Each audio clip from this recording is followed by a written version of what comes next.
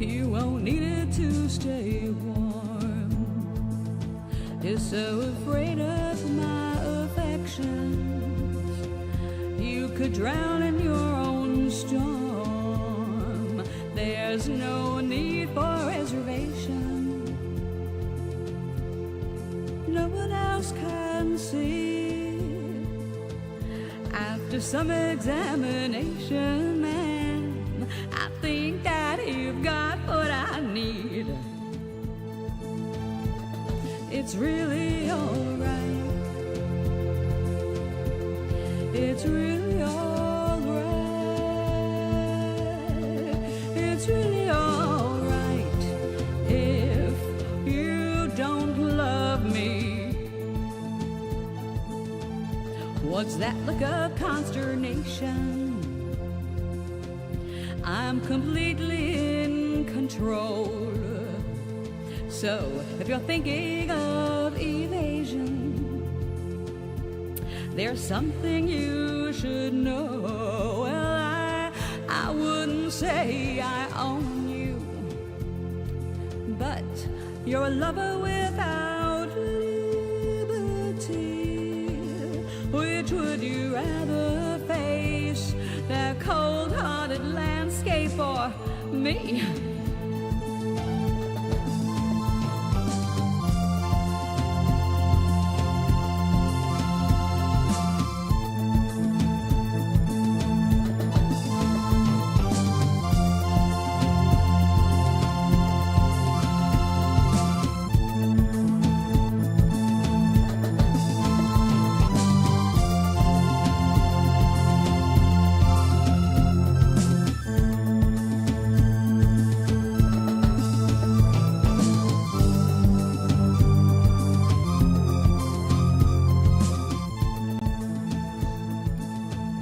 What's that look of consternation?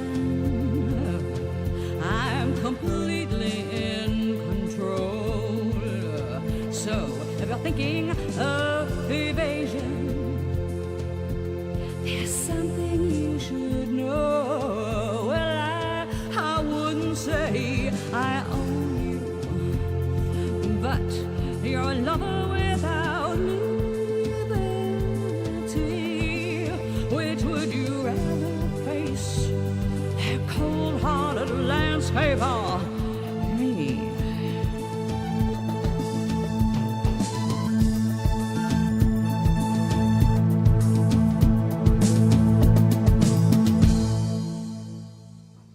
Okay, enough with the mime. We're back. I have to make some paintings, which I haven't done in a little while because I really want to be felting. But I have two people in their 90s who want to be uplifted, who need to be uplifted. They're nursing homes. I can't visit them. So instead, I'm just making shit up.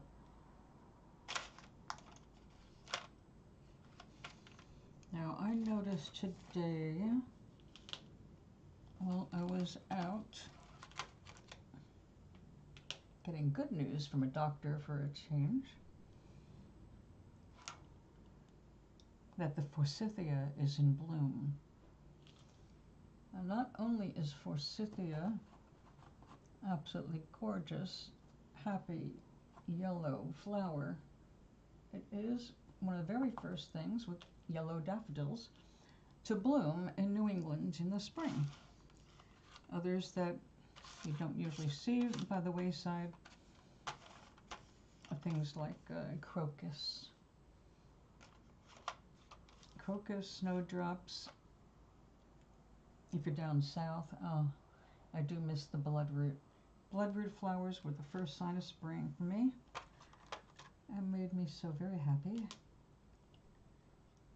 Okay, the thing that's interesting, one of the many things that's interesting about this plant is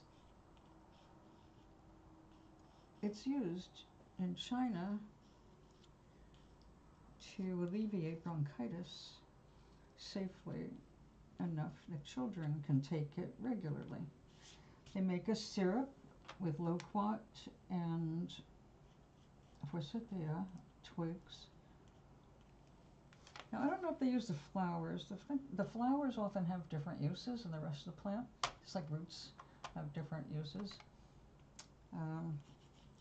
So, I don't know. I've got to look that up again. It's been a long time, and I haven't been gathering any forsythia since leaving the South.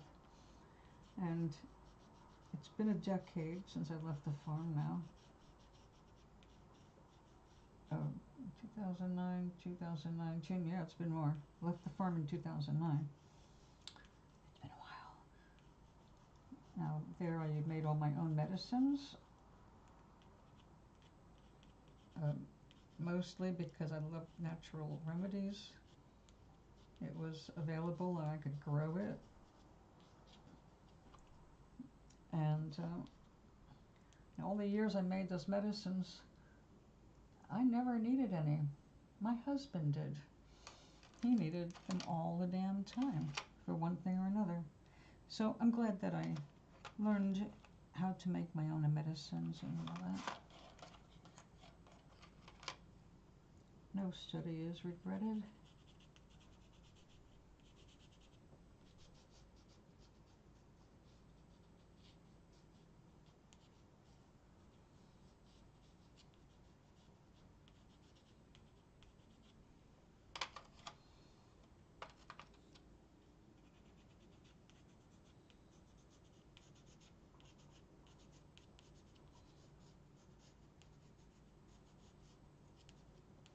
It's good to know what plants are in your area that are usable for more than just, yay, there's flowers moments.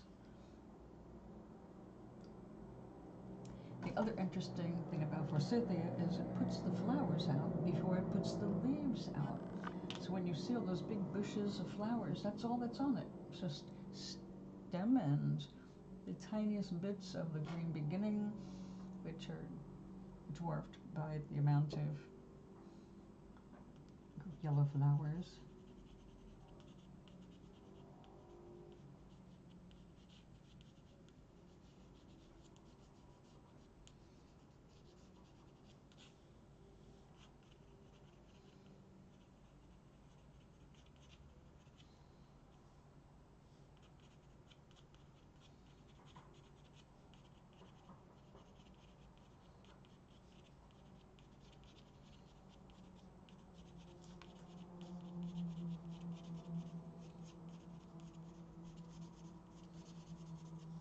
Now, one of these, I don't know which one this is going to yet.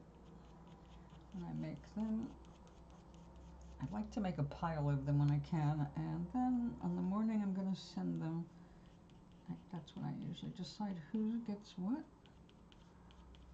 But this is making me think of my mom and stepfather's place in New York, which I hated that they retired from.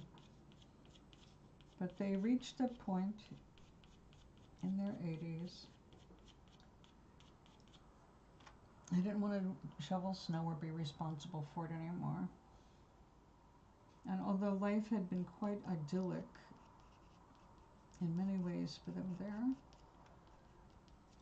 further up the brook, which became a roaring river because they dammed it further upstream.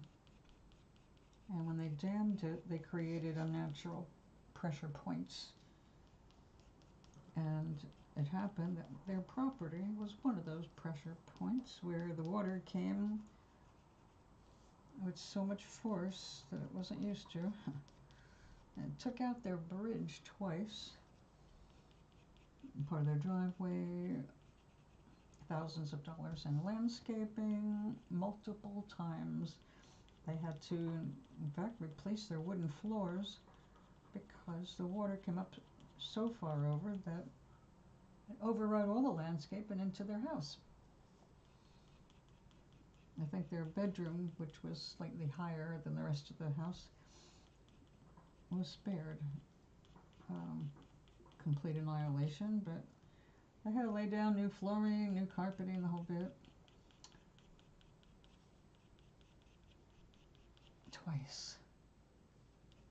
So I can understand not wanting to go through that again, because after 2 of those times, I know one time the bridge cost them $50,000 out of pocket to make repairs. And they had no choice because the bridge went from their house to their parking lot where they had the cars and the road. They were in the woods.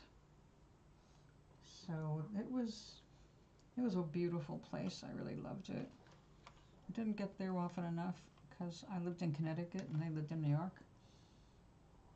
But I did enjoy visiting.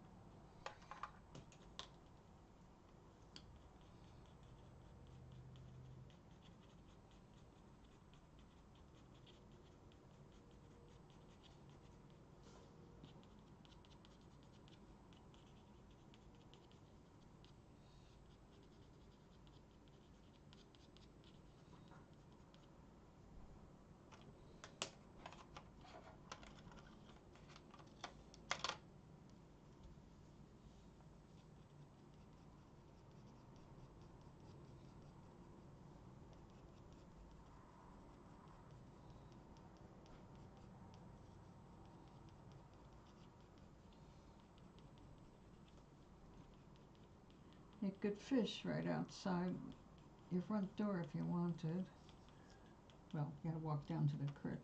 But that creek was a deep. That's why they had a bridge. It was deep, it was big, rumbling rocks. But even when it got real dry with drought, it still ran enough that they could do fishing in there. That was before it became insanely wild and dangerous. But they had nice walls up that you could sit on and dangle over.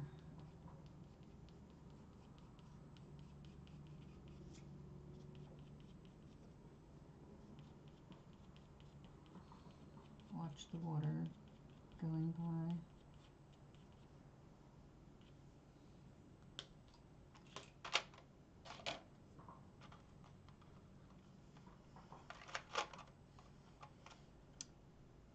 Use water yet. Let's throw some in there. Now, I do not know how much this paper is going to buckle. This is my first use of this brand new paper. It is not an expensive paper, and I seriously doubt it's made with cotton. It's most likely your general wood, and it's very bright white, so bleached wood.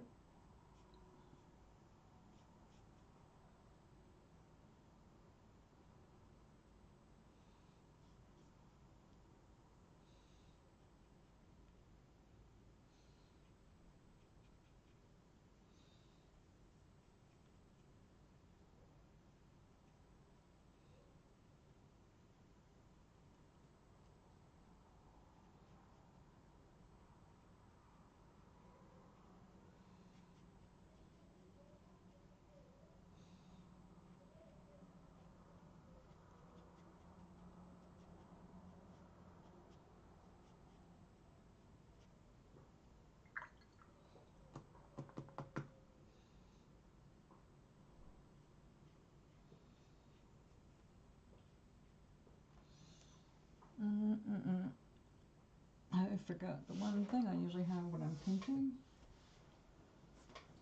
these.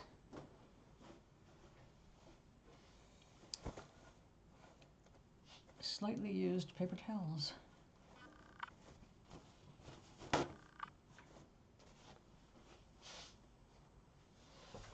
Oops.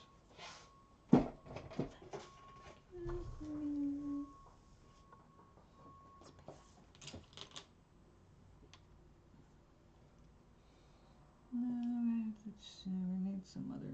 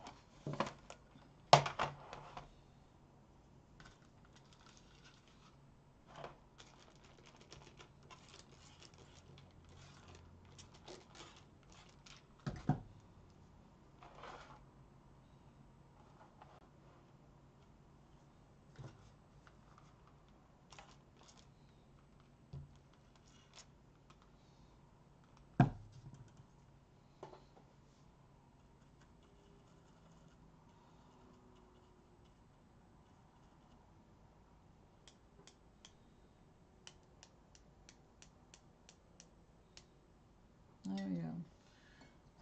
Before you do that, if you have something to drink around, like an open mug, cover it.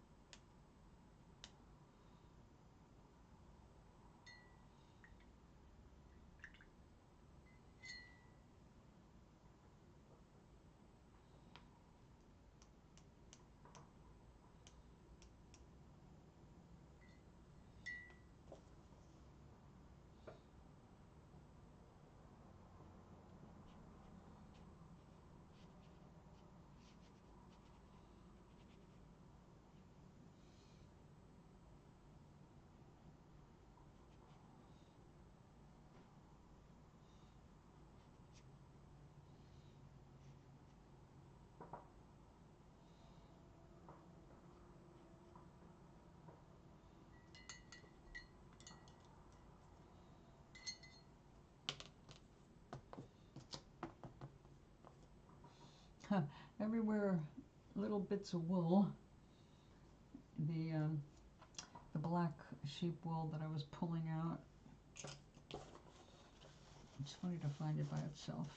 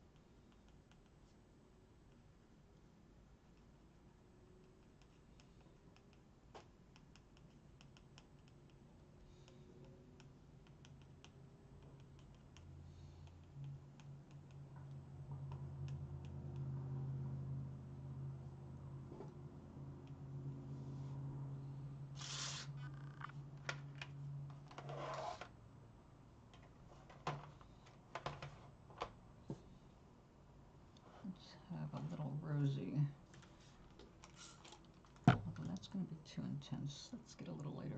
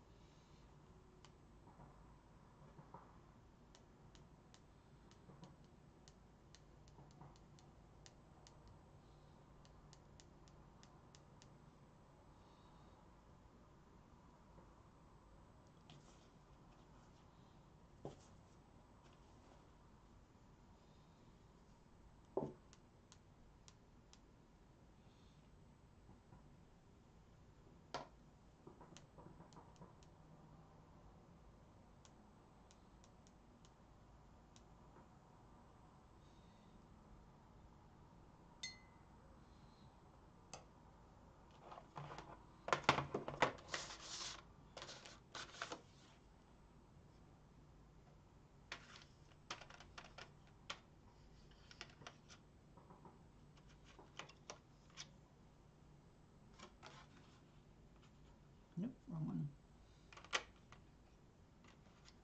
No, that's definitely the wrong one. This looks like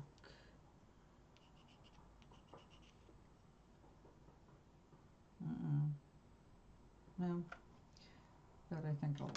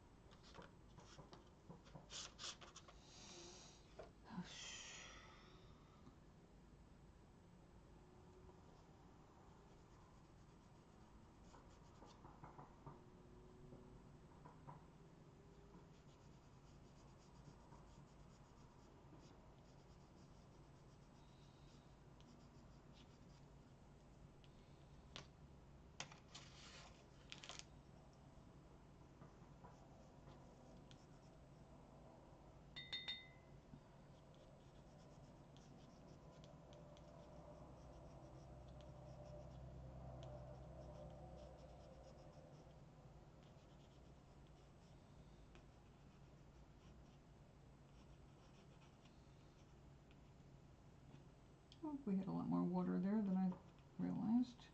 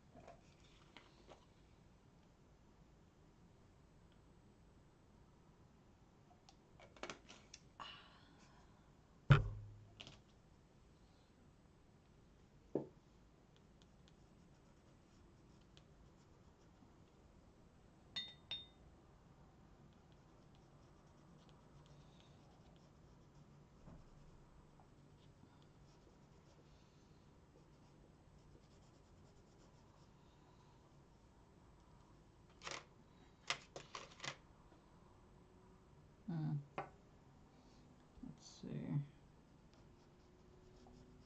Well, too dark.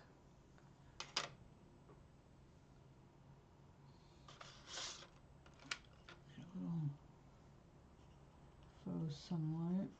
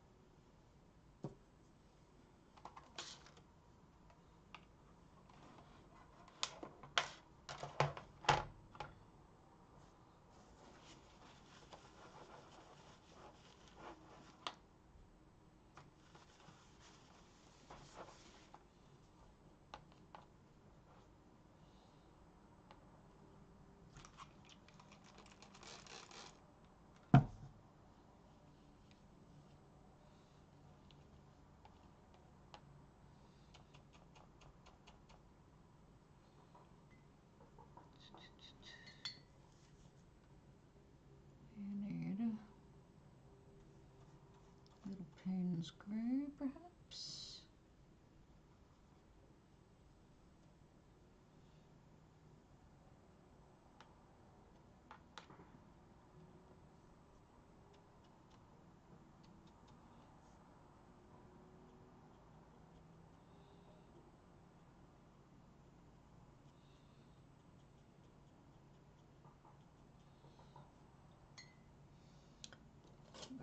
brush.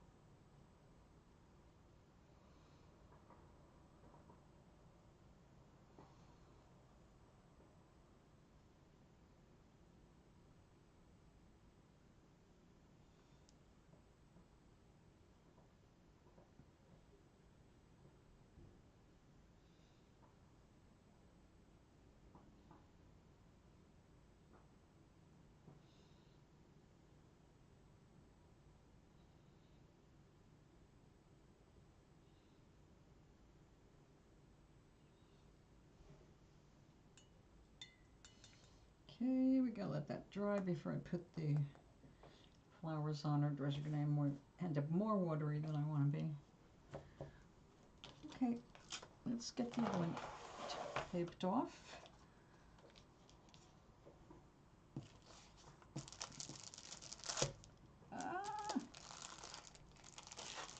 Oh, good, that part was dry.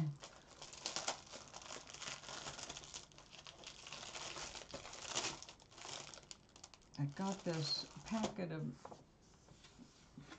super cheap envelopes, super lightweight, but different colors. And I thought, you know, Gloria would be more entertained since she gets so many of these.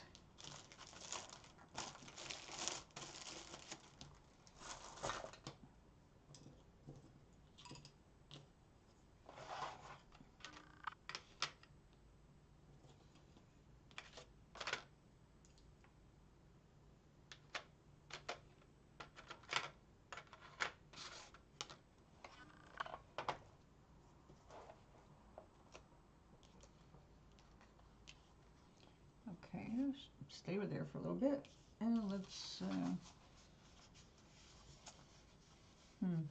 This is our first time using this new paper tape. Got the extra skinny, but because this paper is only 140, I don't want to flood it with so much water. I think I'm going to get the wider tape and make a smaller window.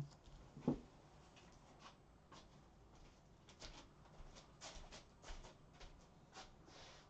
see what we've got here. Oh, that's right.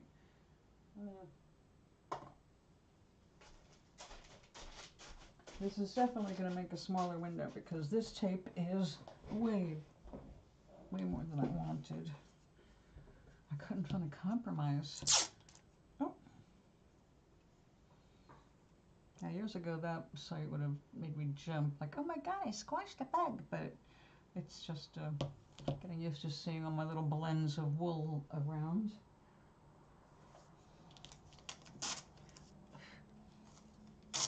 And I really didn't think about them being inconvenient for painting, but they are, because when I went to put the tape down, I had to reverse it because it picked up some fuzz on my desk.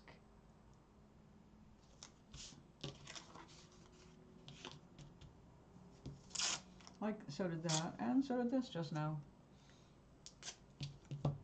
Well, there may be stuff in the air settling because I swept and did floors before coming on.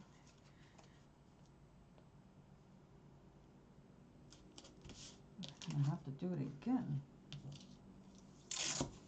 Now, this is gonna make a very small window.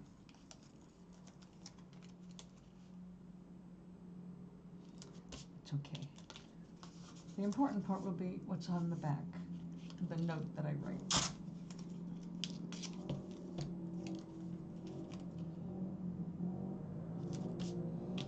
Okay. So let's see. Let's stay with the spring theme.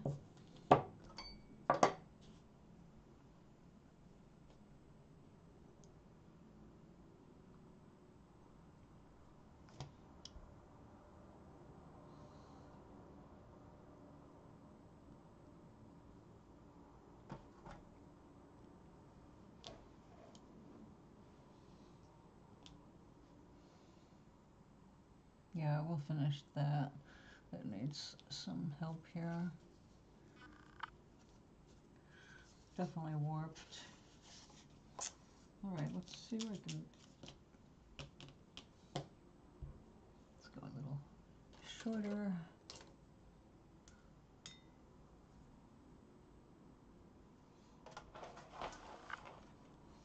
I do love this green. Let's make more of it.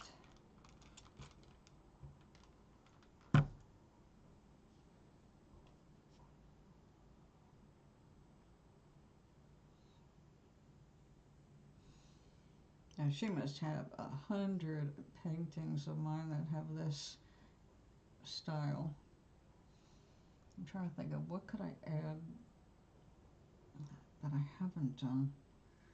I don't know, it's been 2 years of painting for the same person.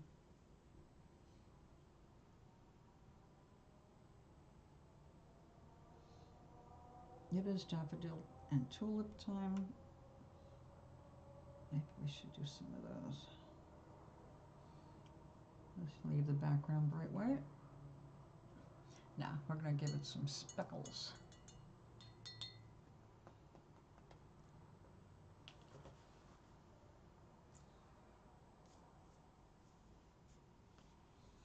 I don't know. I like that bright white, that just flat white. Artistically, some people will disagree.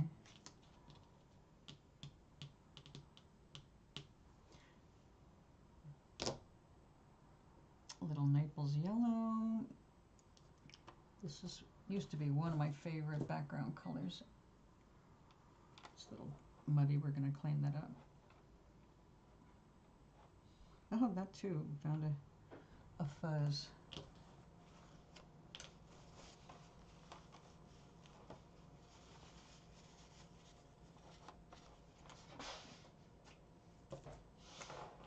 Okay, I think that'd be too opaque for the background. Let's go with something more transparent.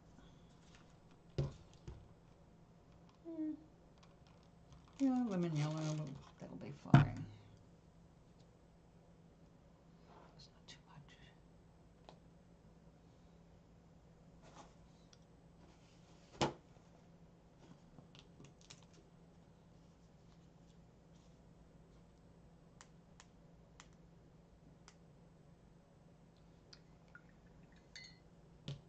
I still get it everywhere. Okay, let's see. We will do some yellow. We will do some pink with the yellow.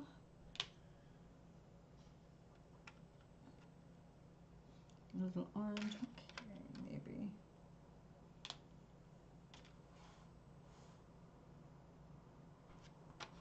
Extra light pink. Well, let's have it. And le champignons.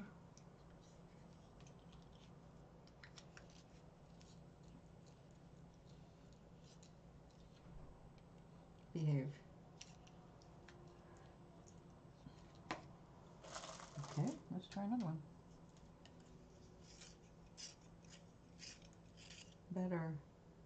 Oh yeah, this makes a longer lead.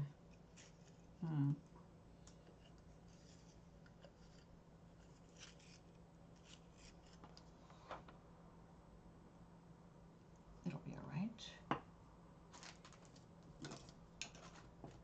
You stay there.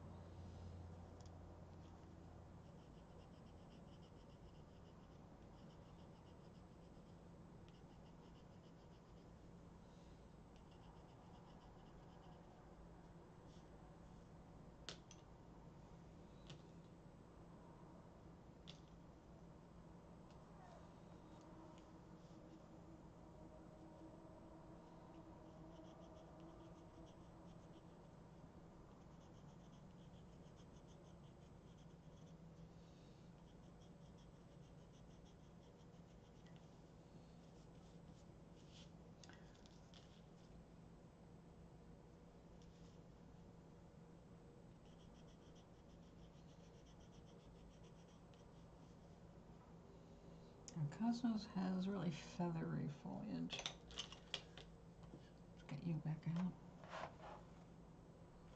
No, no, no.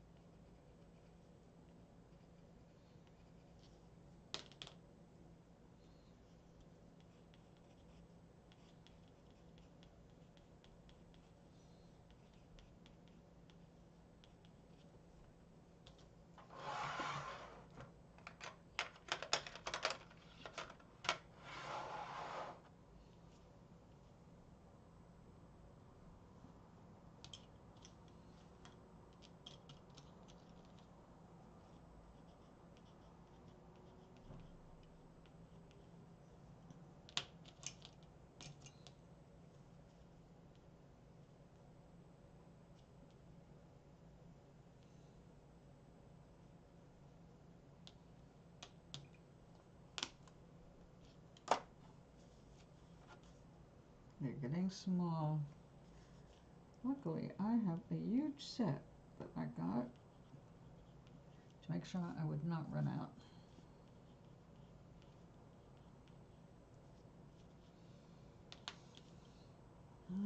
Okay.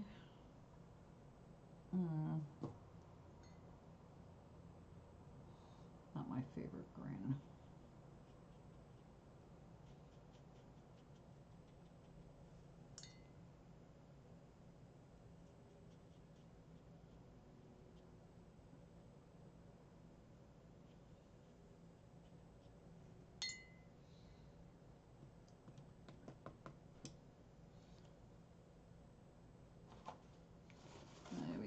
close that without spilling ink.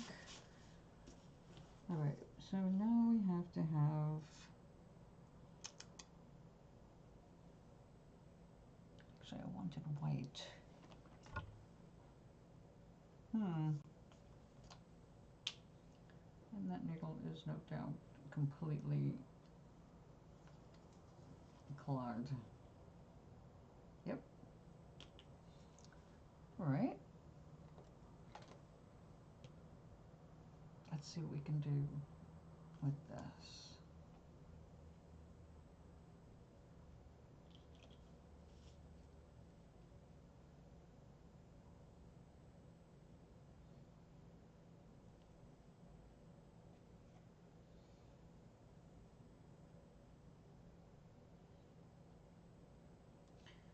Well, I'm getting paint where I don't need it. The side.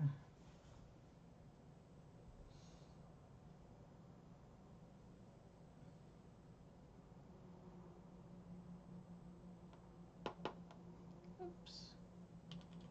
I have a half a gallon of this. It's not like I have to worry about a drop.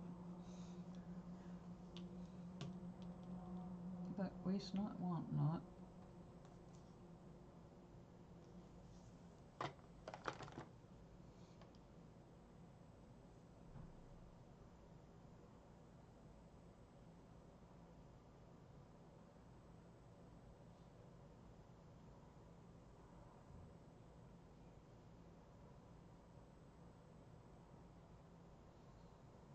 Now I'm using acrylic paint for the white because the watercolor would just dissolve the underlying layer and become transparent. In this case, I don't want transparency.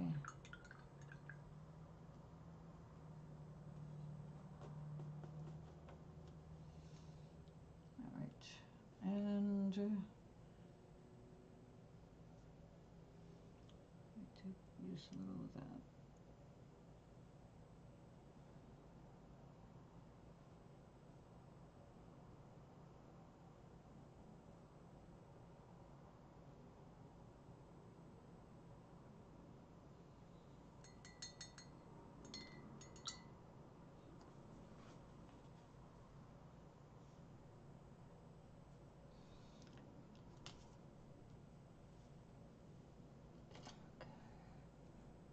Now, I went through all my brushes and tried to get rid of a bunch of the scumble brushes that I used in creating miniature gardens on teeny rock sculptures. But I'm not making them right now. So I got made room, but now I need something like that. Oops. And that was my phone. Oh, wait a second, we've got a brush here. Believe it or not, a disposable brush. But it's not really disposable. I've been using some of these for years. Oh, look, more wool. We'll use you tomorrow. As long as I get these done today. What was I about to do?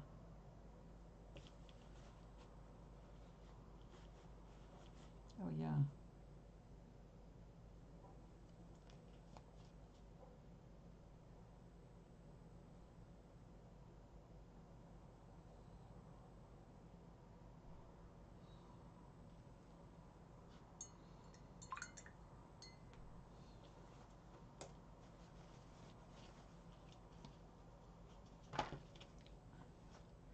Lift off a little of that color.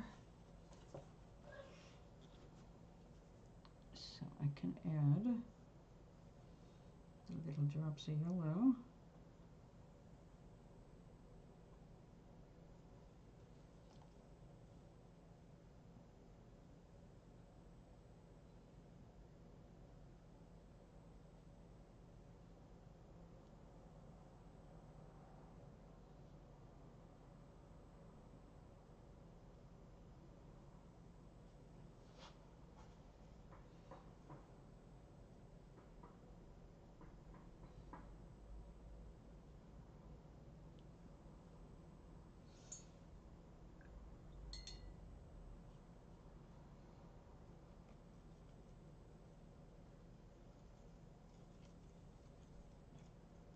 Whoops. I'm going to have to wipe that up real fast before we end with permanent acrylic where I don't want it.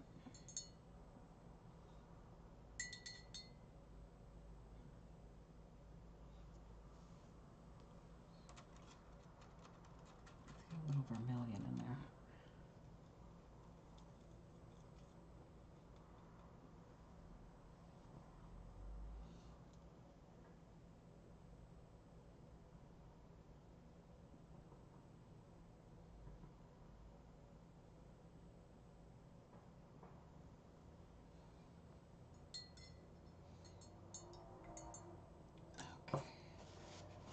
Now, I speed this.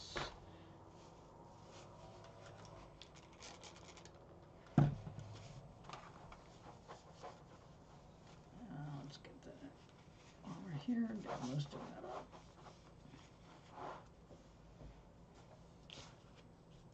All right. Whoops. Of course.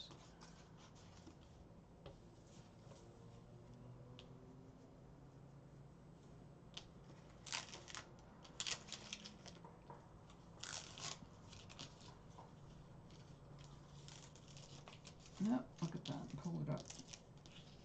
Not even on for an hour. Crop tape.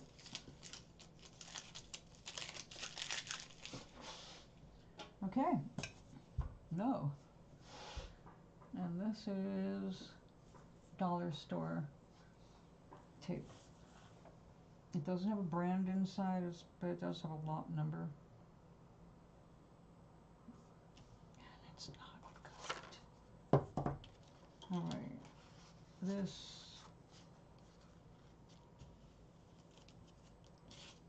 paper tape happens to be from Temu.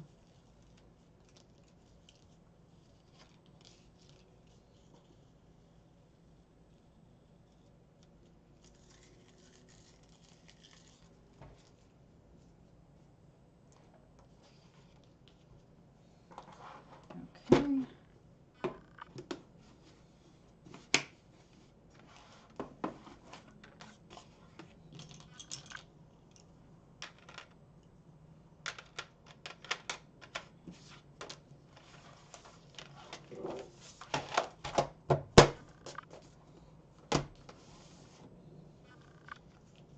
Okay.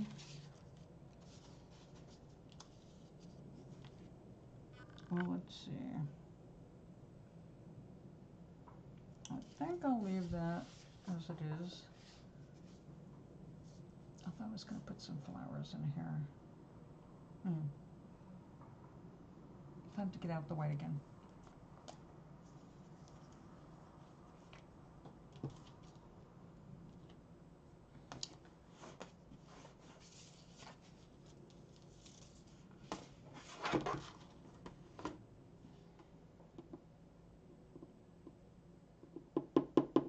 Come on, one drop.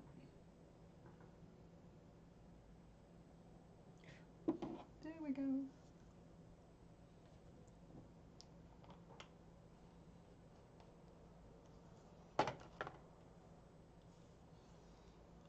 No.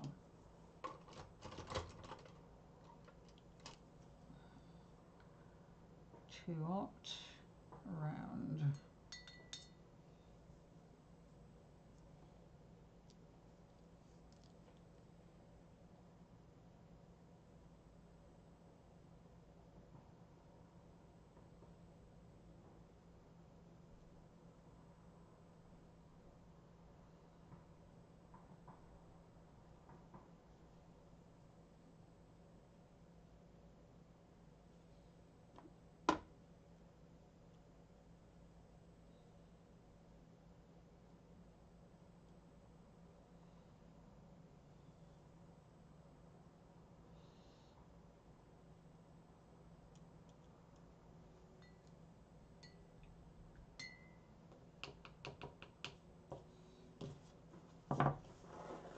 Okay.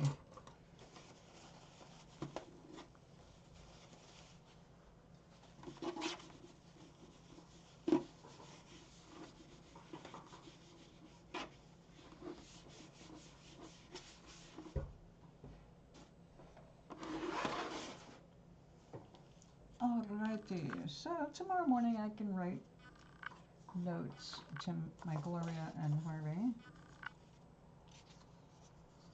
And I'll probably put a butterfly sticker or something on this because Gloria gets a kick out of those. And nice cheerful envelopes. We are set. I can stop painting for a little bit. Now, I never thought I would say that. It's like, oh, good, I'm done painting. No, I do enjoy it, or I wouldn't do it at all. But now that I really want to devote my energy to felting, some of this is just an annoyance. Okay.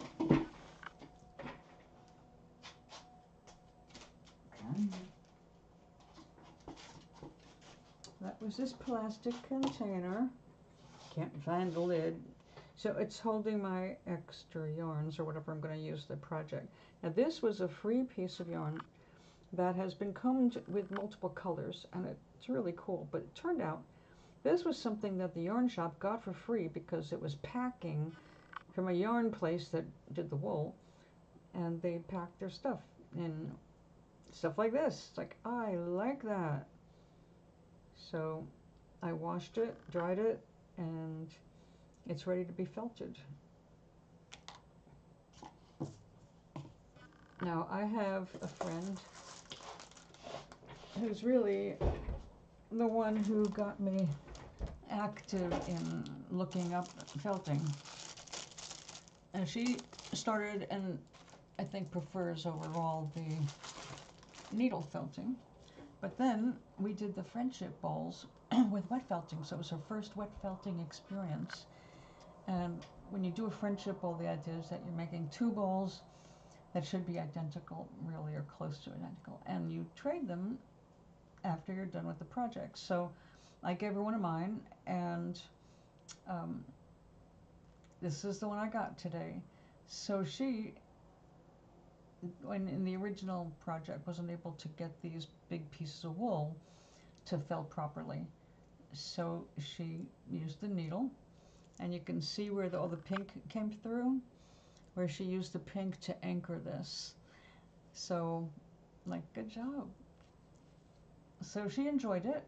She, the concern that made everybody want to pause in trying wet felting was the idea that it might make a really big mess. But as I showed her, it can be very well controlled, so you don't have to worry about soaking everything. Matter of fact, usually I just have the little towels and they're fine.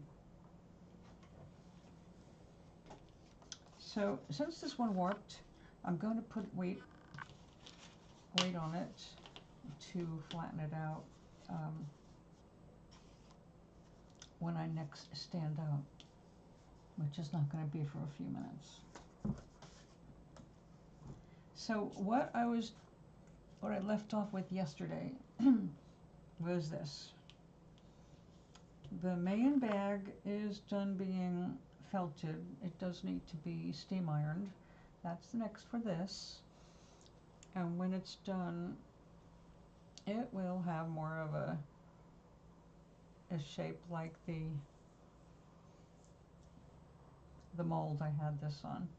So it'll be broader across the bottom, wider at the sides, and this is not done, but I want to make this more of a shoulder strap instead of across the front. So this is going to be like that, and then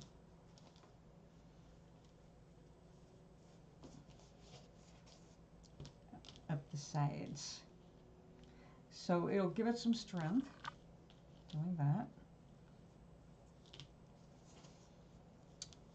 Because if I'm going to be carrying any kind of weight in this, then I definitely want it strong.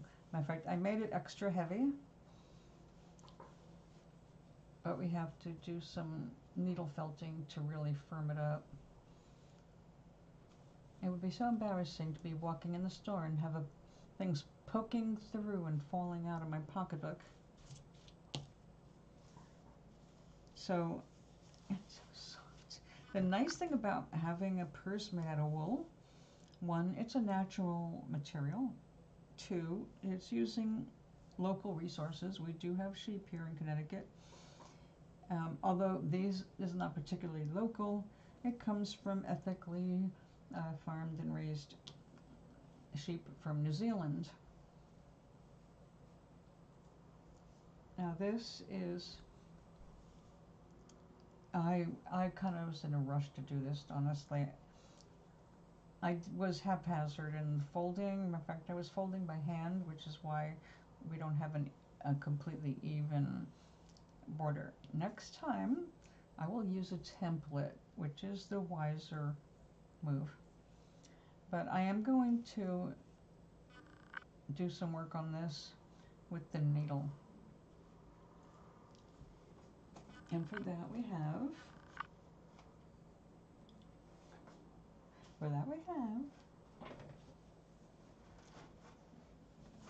a pad.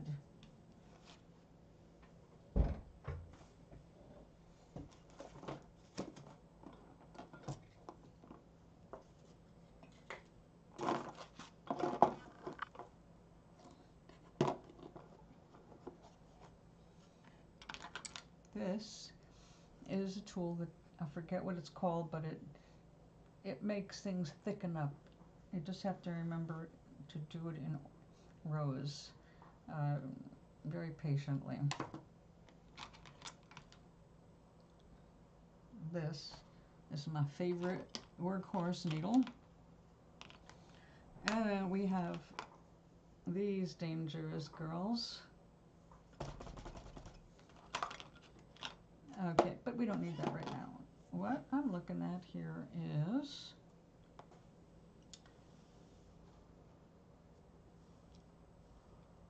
I really want to trim things up a bit.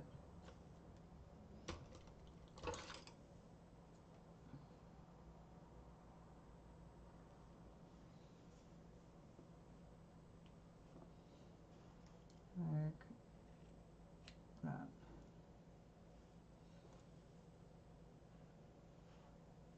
And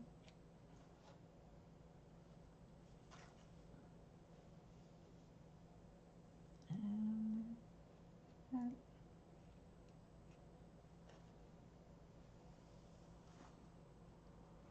I don't want to cut into the threads, which I added for strength in the first place, not just decoration, but they're synthetic.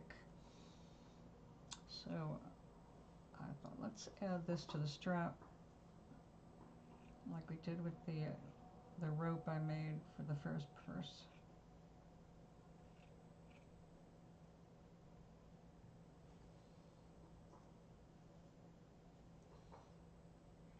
Now I'm going to needle the edges.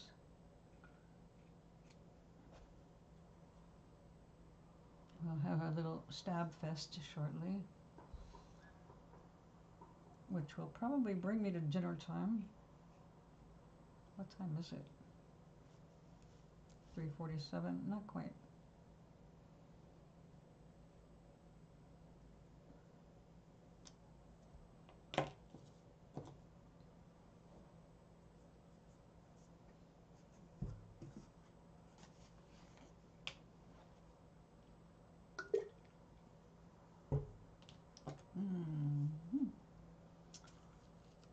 I love my water. Okay, we have, let's see, a little trim there. No, we're not going to trim that side. I like the kind of uneven look, actually. A little bit more rustic. Also, I'd like the wide strap to go over the shoulder, just for comfort.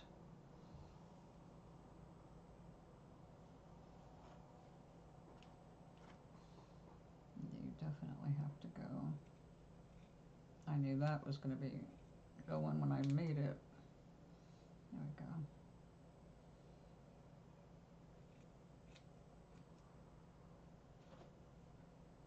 Now, if I wanted to, I could save the little trimmings and needle felt them into something else. We have so much of this though. I don't have to save it. That way I started saving every little scrap.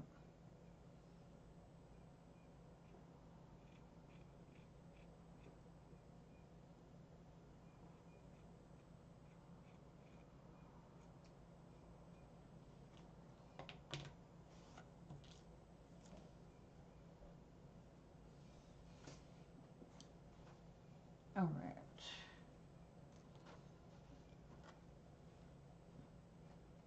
You know, we're gonna, oops, here you go there, and you come here.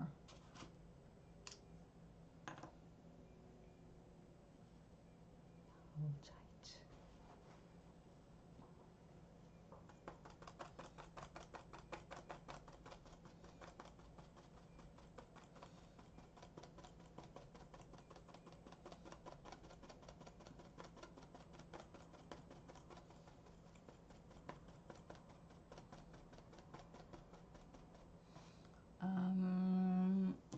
I think I will use the tweezers to hold it down.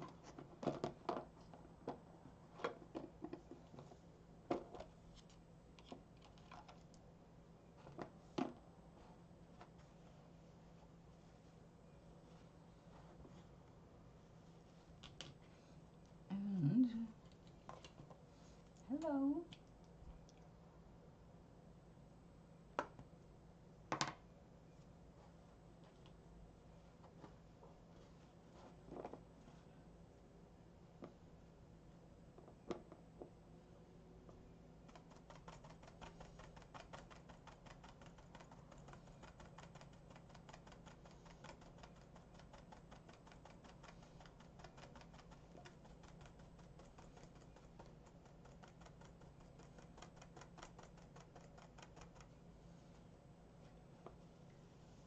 A friend of mine not familiar with the process of felting commented about how expensive the little sculptures are. And I said, well, you would not believe what goes into making a little sculpture. Because that tiny is not what it looks like, and not what you think it is.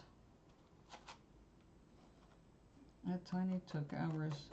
Hours of doing this.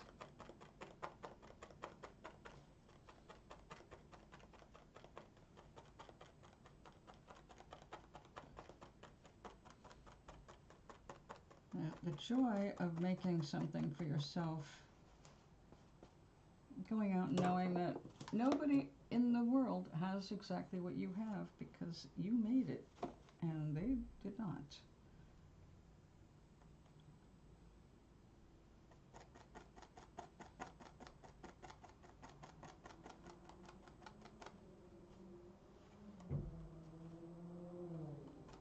I remember hearing some people being very proud about the very expensive purses that they collected, even going to France to purchase a very thousands of dollars for a frickin' purse. Now, is it well made? Damn, I hope so. I guess it's well made enough that you can, if you take care of it, you can hand it down. Because, you know, leather, it lasts. But the price I've seen of these, like, you are so proud of that. Inordinately proud. You didn't make it. You bought it. You spent enough money to buy a car on a purse that you fill your junk and carry around. It just astounds me what people will spend money on.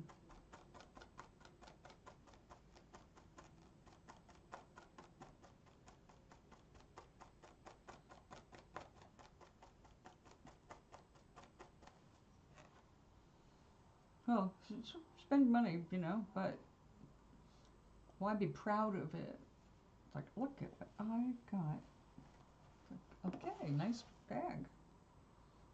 Nice bag. Do you know what this is? It's a pocketbook? No, it's Coach. Or it's Lindy, or it's whatever. Like, okay. I don't know what that means other than some designer designed it. Look at mine. It's an Austin original.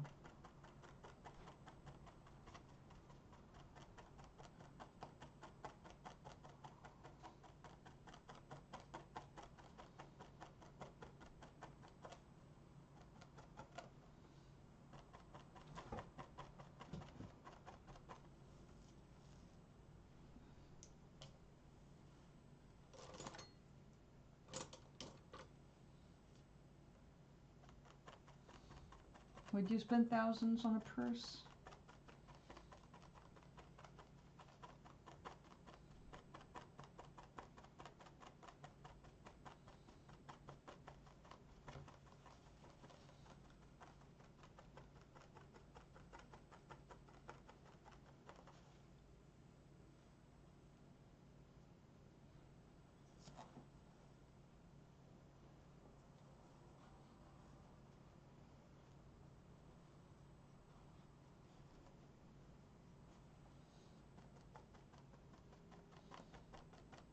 So when you're stabbing this, you're making the felt more felted.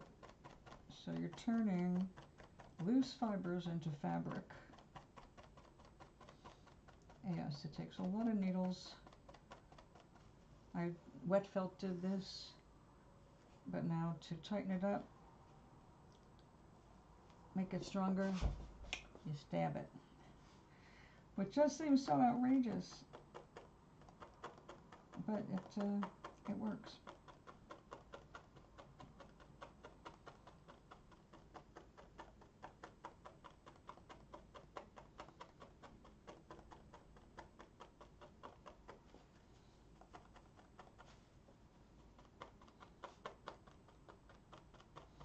So I've got about, I'm going to say about 15 hours invested in this purse so far.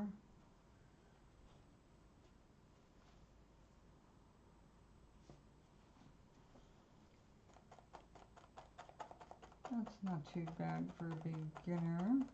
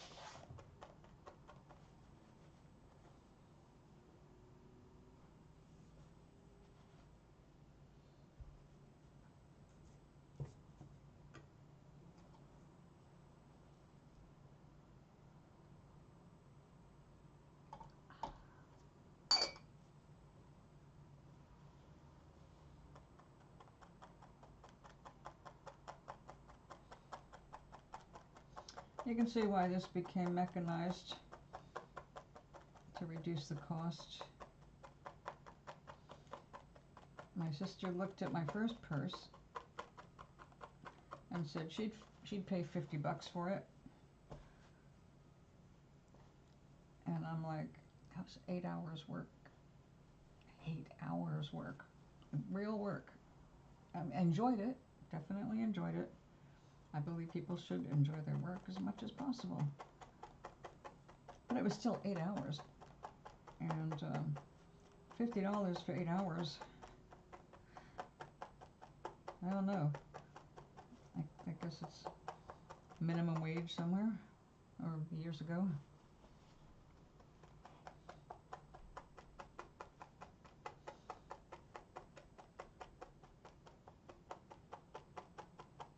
I'm not selling my stuff though. I am working for me this time, not for anyone else. And it does take so long, but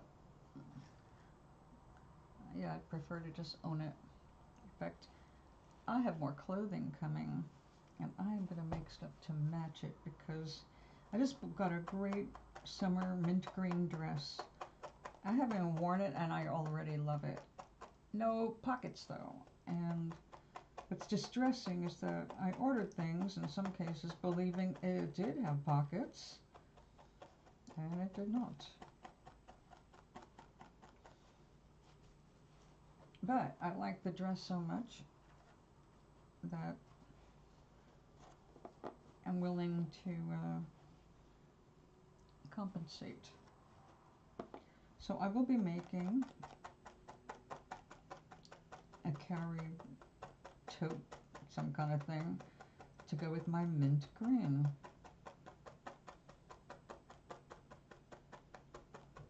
Excuse me. Too bad fanny packs are out of style. Although I was thinking of just making some kind of outrageous belt for the dress because it needs to be cinched. Otherwise I'm going to look like, I don't know, not much shape. So maybe I can make some kind of a belt that's also a wallet.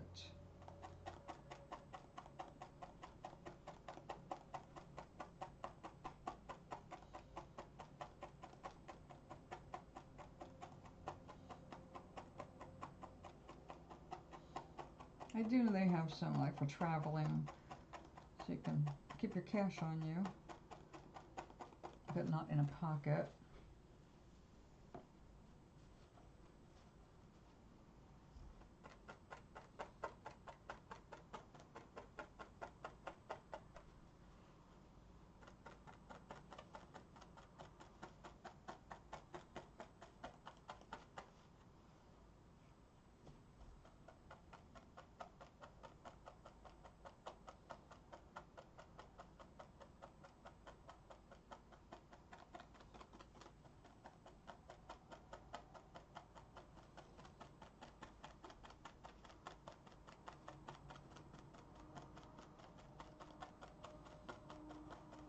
It's kind of like sewing, except you cover every square inch with a stitch.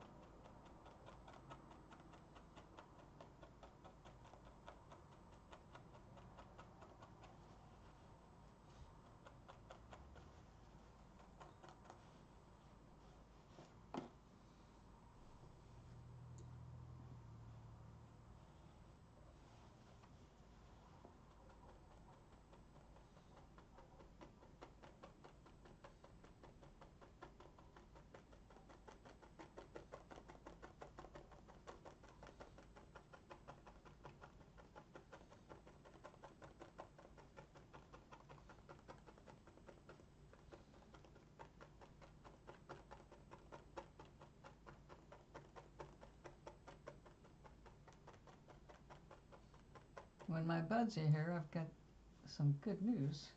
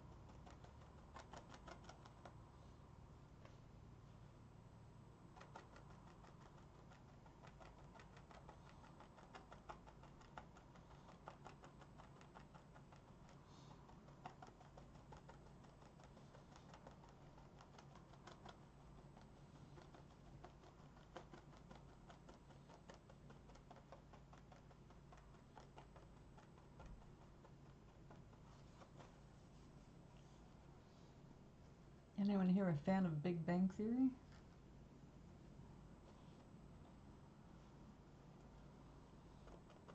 Because this last week we got to see life imitate art again.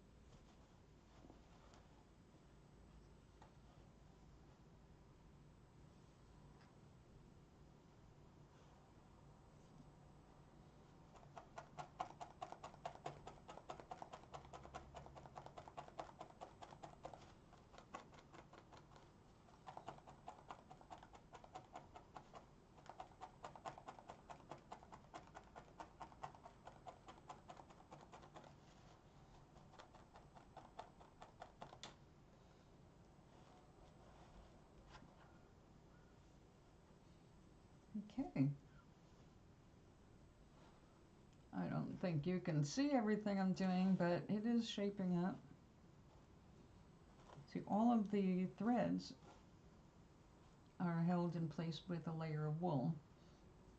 And the layer of wool, wherever it went over the thread, is not fully felted. So we are going to continue to felt this even after I do this, because we are going to get it wet with soap and water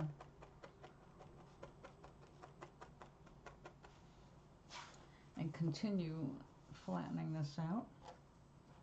It's so soft and fluffy.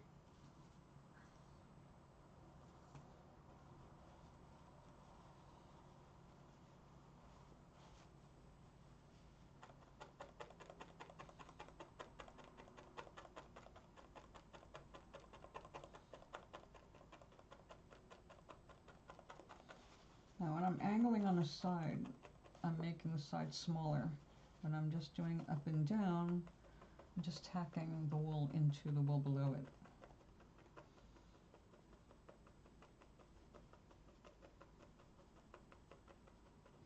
If you're watching and are clueless, this needle has barbs on it. The tip of it is shaped like a triangle, triangular shaped needle, sharp point, and a bunch of barbs. And the barbs grab the texture of the wool as it goes down and locks it into the wool below it when it comes back out. So although it takes a while to get this done, it does work really well for creating a fabric without any actual sewing or thread.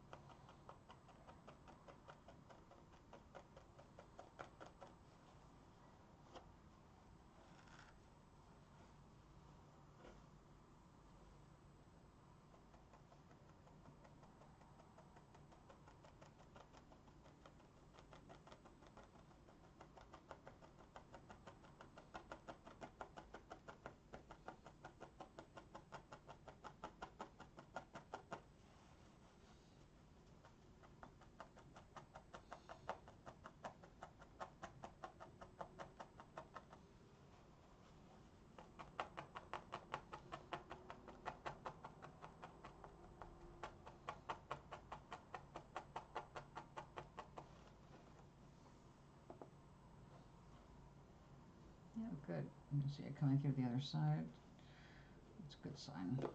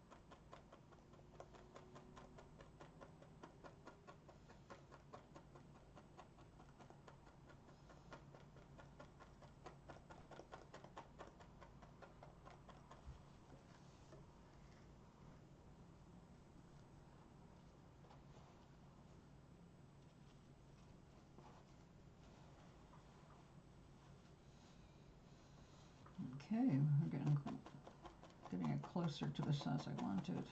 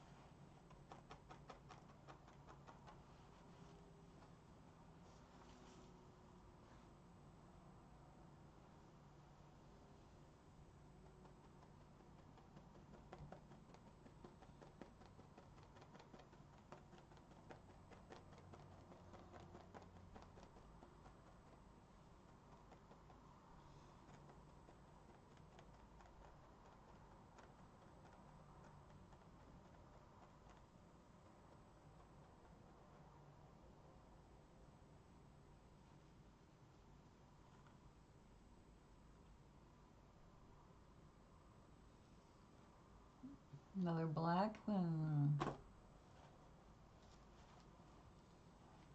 Yeah. It is slow going,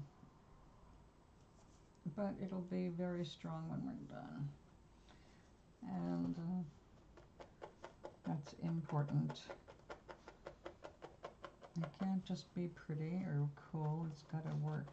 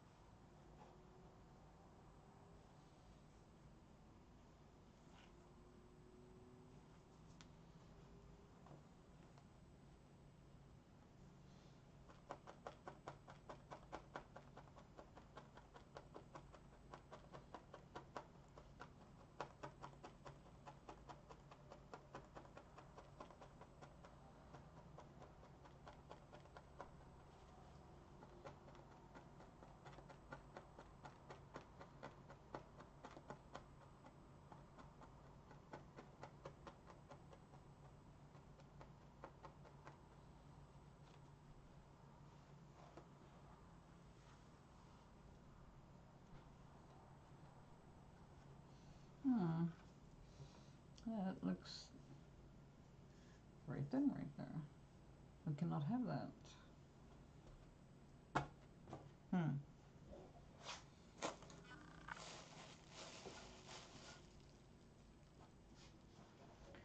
Right.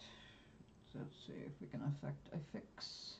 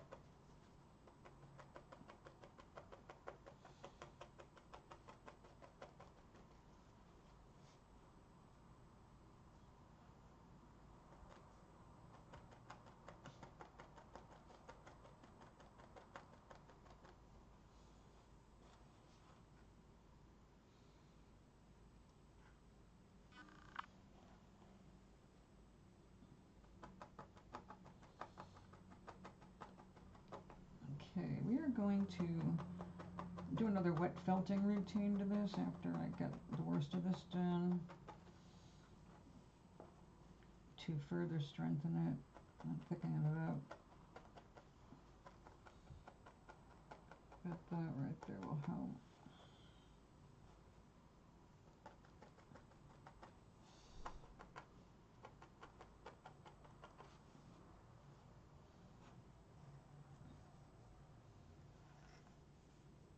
Yeah, I think we can do a little more there too.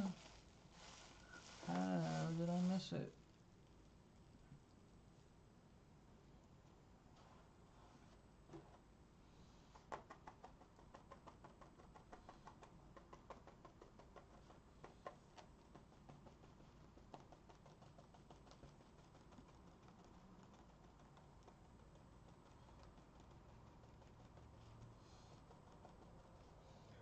Let's see if this will work.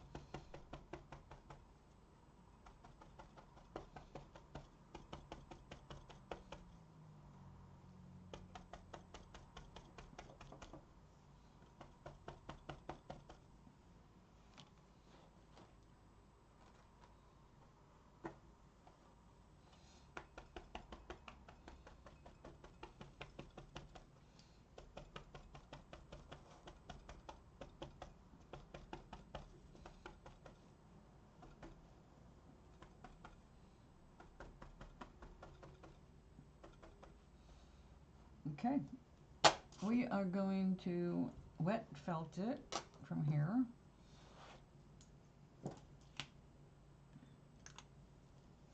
Which of course means some different tools. And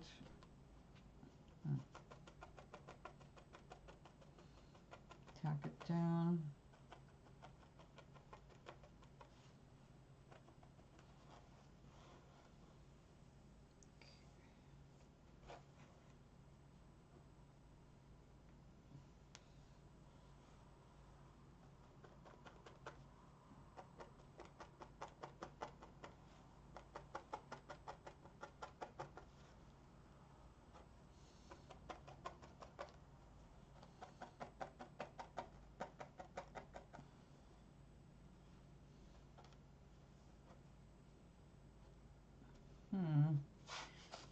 Looks like it could use a little strengthening too, right there.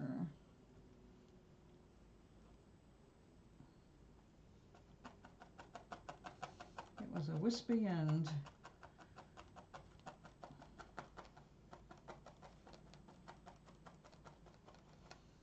But we don't want wispiness while making something strong enough to sew and carry weight.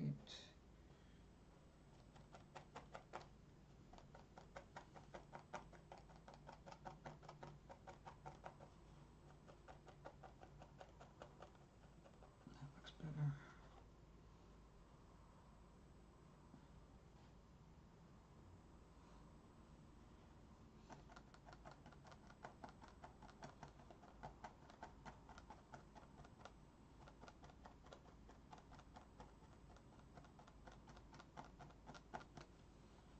Okay.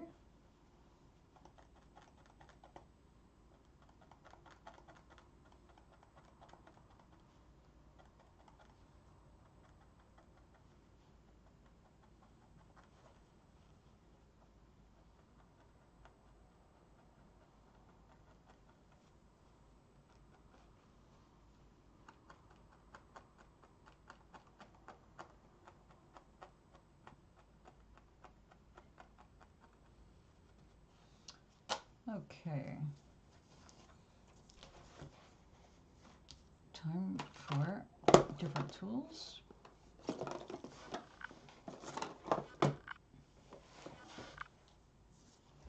I washed all of my bubble wrap and it's hanging all over the bathroom drying. So I'm going to go retrieve a piece now.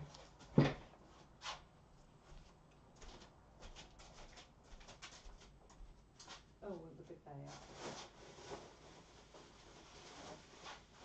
Oh, we don't need anything that big. There we go.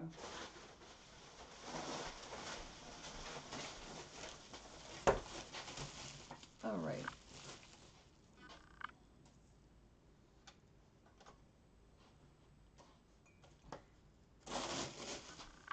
Let's make sure we don't get things wet that we don't want to get wet.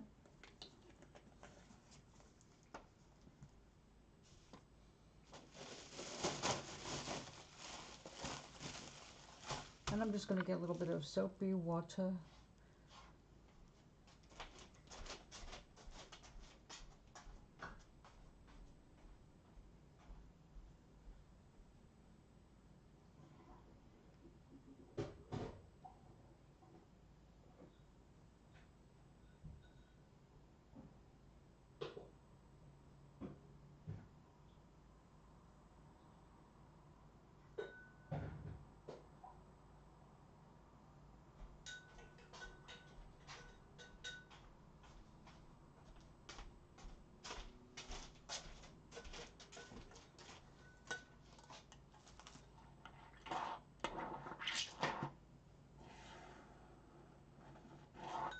That's the ticket.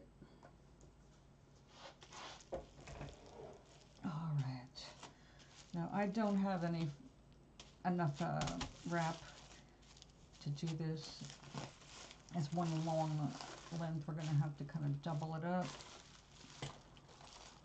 Hello. Aloha. Yes, it is a world.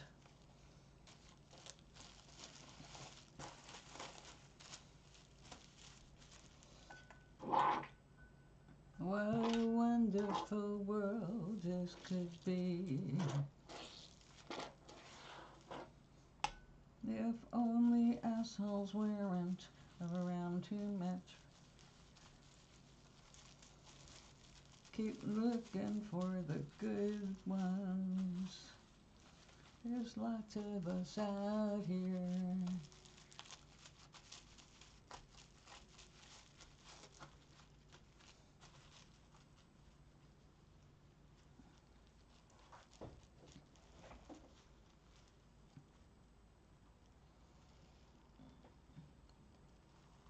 Coming rain. Oh yes, a big umbrella.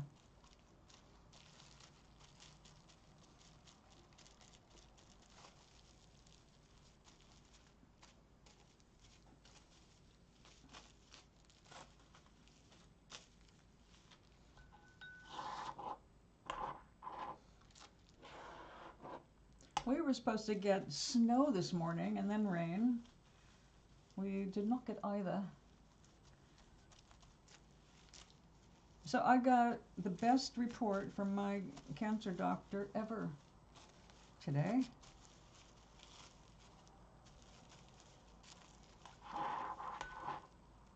I don't have to go back for 6 months. No, it's twice as long. And if we're lucky, apparently the insurance companies are making a month-by-month decision whether somebody can have a video doctor appointment. It's not the doctor's office, it's the insurance companies that literally change their mind every month. See, normally, because I've been, well, there's no going into remission with what I have as far as they know, but she stopped by, she needed to inform me that she has a place now. Hey, didn't you pray for it? Didn't I tell you to pray for her to find a place? She might be telling you the truth.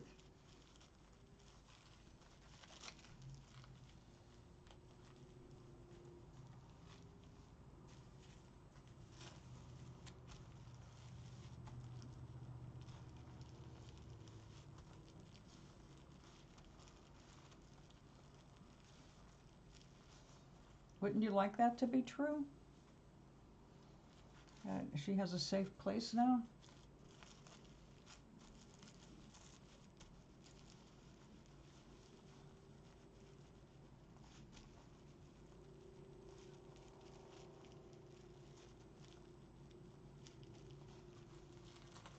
I mean, you gotta go with your gut feelings, but didn't you do that? Didn't you pray for her to find a place and stay out of your garden? Oh, I'm not surprised. When people are in their survival mode, you can expect a lot of bullshit. That doesn't mean that they are always lying.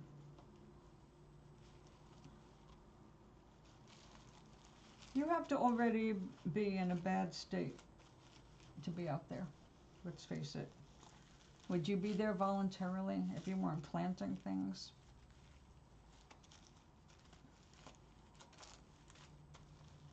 And with all the flooding, ruining places that people previously were able to survive through, they're gone. A lot of changes. And with climate change, with everything that's going on, people are going to find themselves climate immigrants or climate refugees, having to run because they can't live on their land anymore. And they can't sell it if it's underwater, which means they're now poor, even if they owned a house.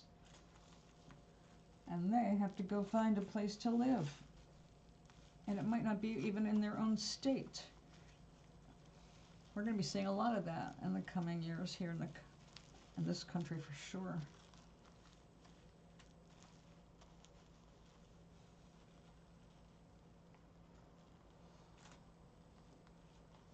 You prayed to keep her away, which meant you were focusing on the problem, not the solution.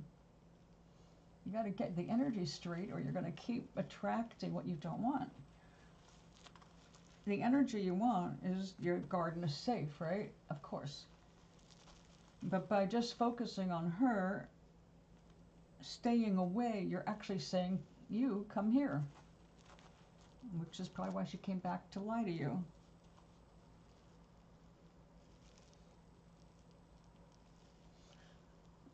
Hey, I'd be on top of this, Maui. I wouldn't just accept it. What I'm saying is, if you really want to get rid of her, then you have to pray for her to find a better place. Not that she stay out of your garden, because you're focusing on your garden again. You're focusing on your shit. You're not focusing on her. All right? Because when you're focusing on her in that way, it's actually attracting, because you're looking at her, you're focusing on her, and that gives her your energy. So the only way to change things is by focusing on the good thing. You want her to be safe because she's another human being. Even if she's crazy and a liar, she's still another human being. You don't know her whole real story. Just like we can't tell what's out there. We can't read people's minds. But if you are working with God, you are working with love, not fear. Not the fear that she's going to hurt more of your garden, but the love that says, I hope this human being finds safe shelter beyond me. So this is why people think their prayers aren't being answered, because they're not focused on the answer. They're focused on the fear of not getting what they want. And I get it, because if that happened to my garden, you know I'd be pissed. I've had shit like that happen. Now, I did not ever have anybody sleeping in my garden. No. But I had a big problem in California with our first garden as a married couple, with people hopping the wall to harvest our stuff before we could get to it. We did not get 1 ear of corn out of our garden because these assholes were picking it before it was ripe, because they did not know what they were doing.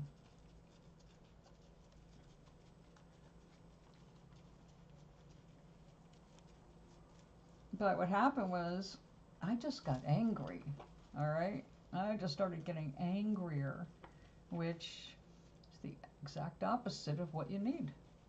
That anger didn't do me any good, and it didn't help my garden.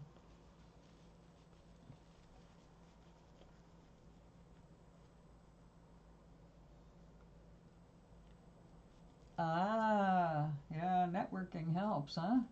Even unexpectedly. Now, I want you to think tonight. I want you to think. Sit and meditate for a few minutes, and I want you to imagine her in a safe place away from you. Ask God to find her a safe place.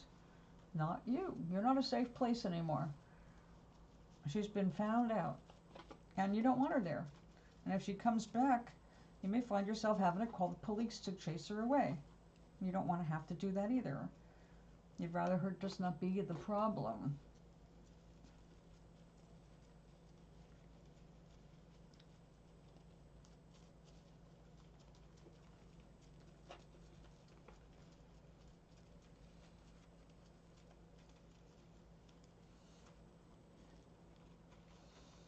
Don't worry, you'll get it figured out. Remember, let love be the way.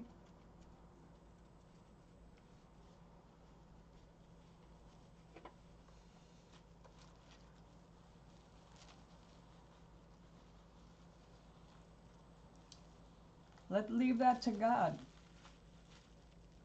The only one who knows exactly what's available and how to get someone from point A to point B in the least amount of time and in the way that works out best for everyone is Source, not you. That's why I want to focus on the solutions, not the problem.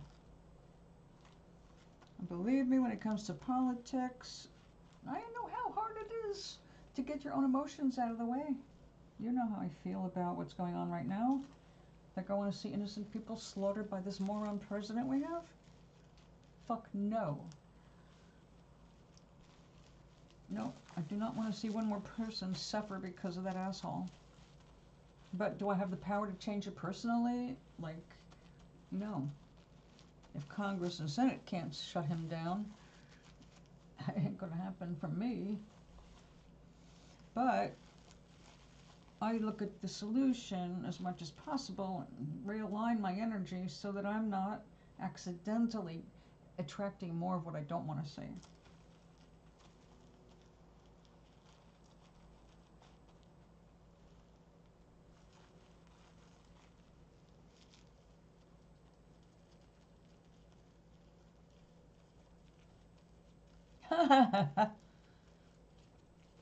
Well, again, see, I want you to consider the energy around the problem. There's anger, there's hostility, there's a need to win a battle.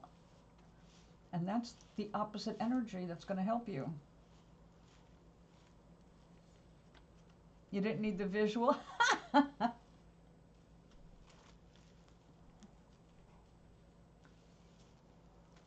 Now, see, my family, we all wear glasses, so our warning sign is taking off our glasses and asking someone to hold them for us.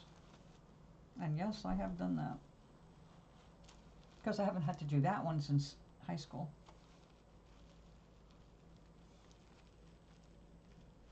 Is she just tall, or is she also mean looking? And I don't know why a woman would have to take her shirt off to fight another woman. That sounds weird, doesn't it?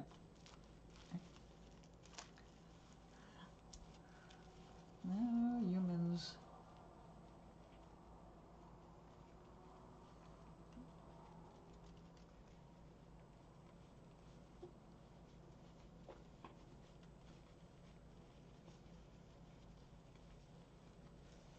I'm with Pope Leo. Lay down your arms. Remember, we're supposed to welcome the stranger. And if you can't exactly welcome her, at least don't add to the problem with the wrong directional thinking. Right? Out here, not so weird. Oh, to take a shirt off before you fight? Well, you are in Hawaii. It is warmer out there. Here in New England, it's still in the 50s.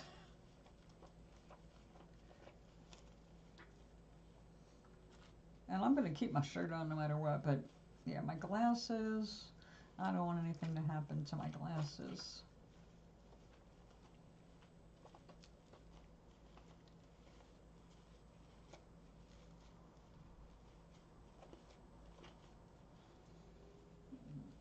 Okay, we have lots of foam here. I do not need any more.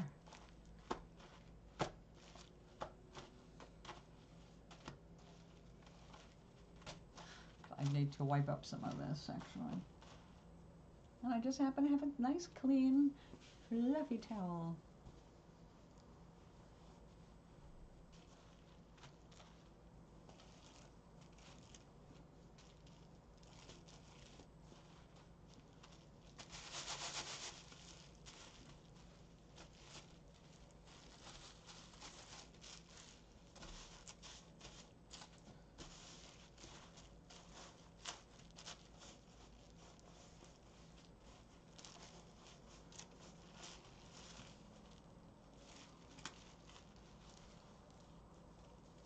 I have had a very lucky day. I was trying to make a return to Temu yesterday, UPS label and all, because I bought a blouse, and I really like this blouse, but it was made like, I don't know if it'll last 2 washings because of the way it was sewn together. And I was very disappointed because first of all, I waited a month for the blouse. It was a pre-order, which meant you had to wait. It finally gets here. It's made like crap. Beautiful fabric, beautiful pattern, I really like it. And I wanted that blouse a lot. So when I went down to get the label to ship it back, they were up here leaving a label saying they missed me. So I was on with AI chat saying, hey, can you please send, they didn't leave any directions for me to do this, so can you please send UPS out here for Wednesday to pick up the package? Well, so many hours went by after they connected me with a live person, nobody answered. And this morning I get up and I've got a message saying, you don't have to return it, we're refunding your money if that's what you'd like. It's like, yeah, I want my money back. So I got my money back. It'll be in the bank in a couple days. And I get to keep the blouse. So I'll get a couple of wears out of it before it falls apart. Yes, for the big one sometimes.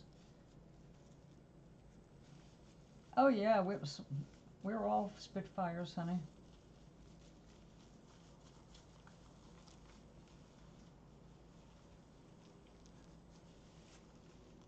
Hold on a second. I found something today, or last night, and I'm going, what the hell is this from? It was actually in my purse. I'm like, what is this?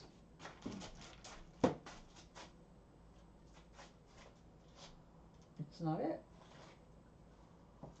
I do not know where this came from. I have never seen this before, but it clearly is a piece of plastic that broke off something. Check this out. It's got this washer. You can see where the plastic broke on the end, you know. But I cannot for the life of me think of where did this come from. I thought for a second it was the side of my mic stand, and it's not. So I don't know. What would it be doing in my purse? Like something that fell and broke, and yeah, I don't know.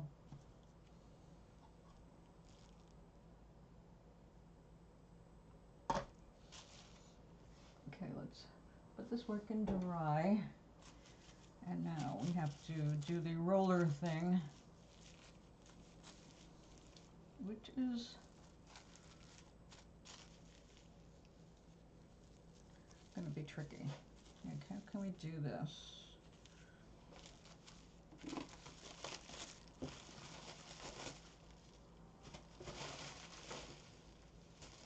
I like this. All right, let's try.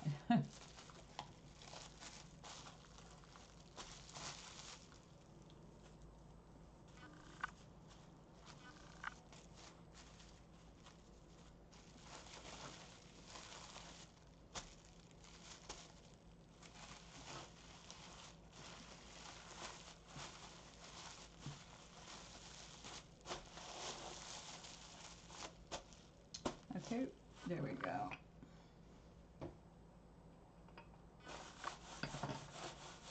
So today, lucky, I got a free blouse.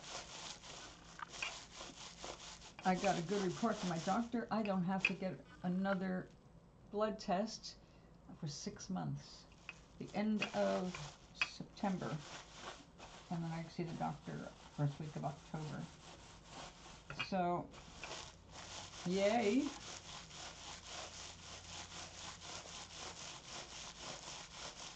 What else? Oh, my friend and I ate breakfast out. I brought home some leftover hash browns that are amazing. And their own homemade hot sauce. I'll never turn that down.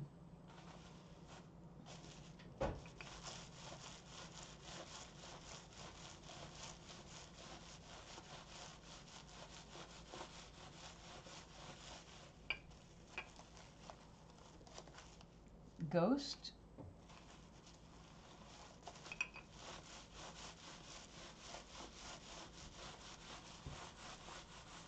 I don't know what that means in the context of what I was just talking about. My lucky day. The good news I got. Good breakfast. No, not ghost pepper. No, more like a version of the Tabasco sauce. I don't like Tabasco sauce because it's all vinegar. I mean, literally, there's one that's nothing but white vinegar with little peppers in it. Have you seen that? The jar, it's just stuffed with these little peppers, and they just pour vinegar over it. Ta-da! No, too much vinegar, even though I love balsamic vinegar, and I do eat that. It's kind of like a Louisiana hot sauce, but not as vinegary. It was tastier. It's the house one. They made it, you know, they make everything from scratch at this place, old time restaurant, something like that. Traditional kinds of American and Southern American kind of things. Like they actually have chicken fried steak. Definitely something I found down south.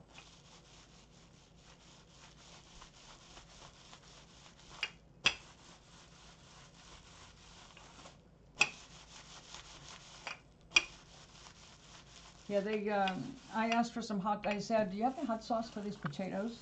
And she said, we've got the Louisiana hot sauce, or we've got the one that the boss made. It's like, the boss made, I'll try that. And they gave me a little cup of it. And I said, yeah, I brought it home. It's pretty good. And I always love trying different people's blends when they make their own stuff. So yeah, I lucked out today. Enough potatoes for later. And one of my avocados got ripe, so I'll be having that for dinner. And probably some chicken.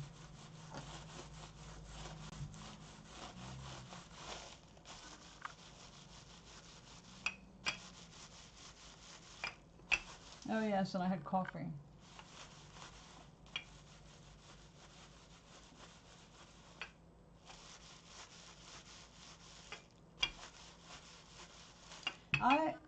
I do like hot and spicy things, as long as they're flavorful. But I actually bought something I'm afraid to try. And I'm going to have to because it'll expire if I don't. I got 2 versions of kimchi by the same company because it was on sale, a twofer. So I got the mild one, which I've already tried and really love. But it's plenty hot. But I thought, what the hell? Let me try the hot one. So I ordered the hot one too. Haven't opened it yet, but I'm going to have to.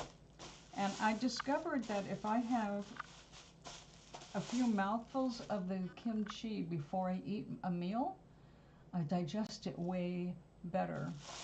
And all kimchi is fermented Napa cabbage, but it's got a lot of chilies in it. It's out of this world. But you can taste the vinegary because it's pickled basically, but fermented pickled, not like my refrigerator pickles.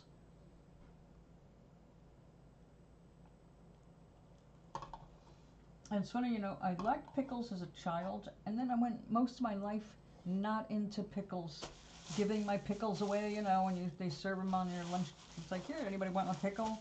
I just didn't do them. But then actually it was around COVID, after everything shut down with COVID, I discovered that the fermented stuff was helping me digest my food better.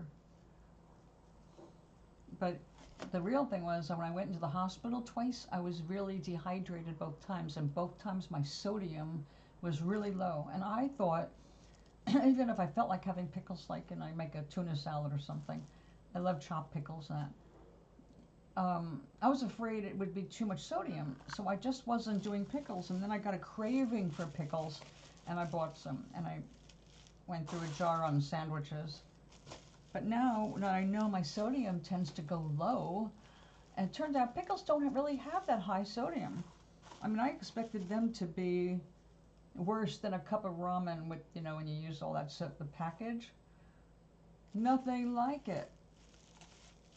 Way lower than expected.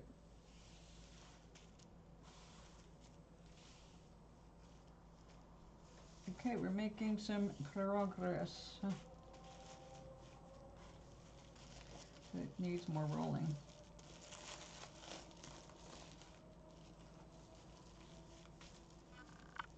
Oh, give me a food, and I won't be a prude. I'll try almost anything you cook,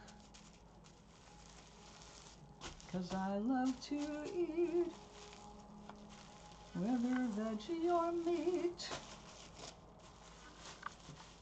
And I don't know the end of the song.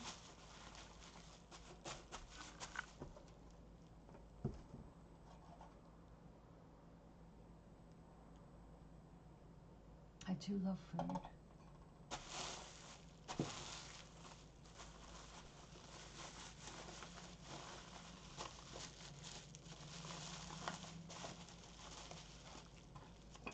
Well, let's try it.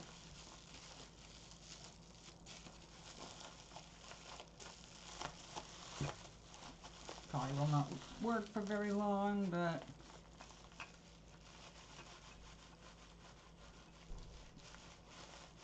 find out. Well, those little magic bubbles, they act like magic fingers. Doc, did you get into the Big Bang Theory at all? I am asking for a reason.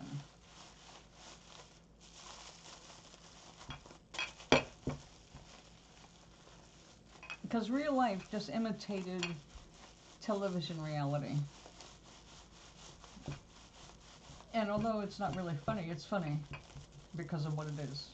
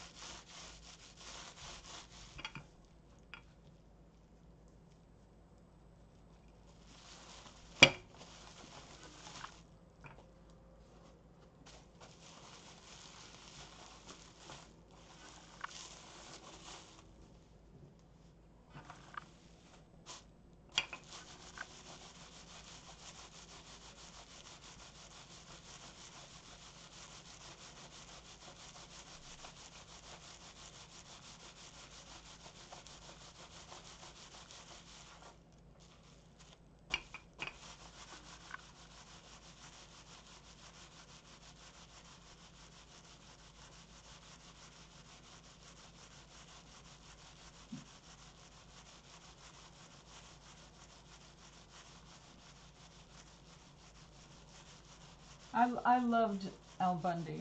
I loved the Married with Children. And you know, it's really funny, when they first started, I didn't like them. I was like, oh God, America doesn't need this as an example. But they turned out to have one good thing, and that really kept the show going. The one thing that Al was always, he was always loyal. They both would talk about other things and flirt and all that, but they were actually completely loyal to each other. And they even had sentimental episodes. So Married with Children was okay. I think it's sad what happened to Christina Applegate. I mean, that poor woman has been fighting for her life, most of her life.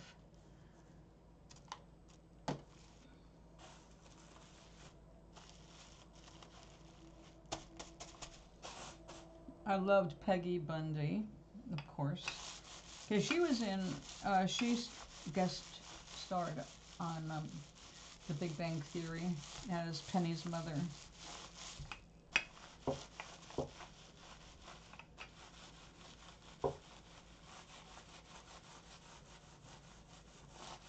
Katie Sagal, what a singer.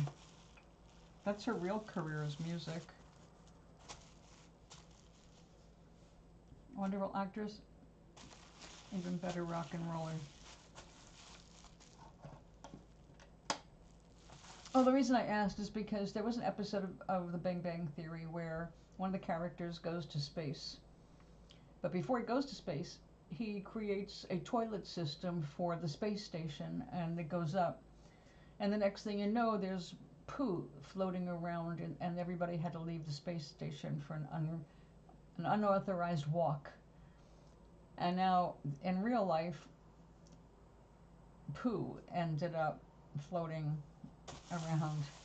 It's like, oh my God, that happened in fantasy first.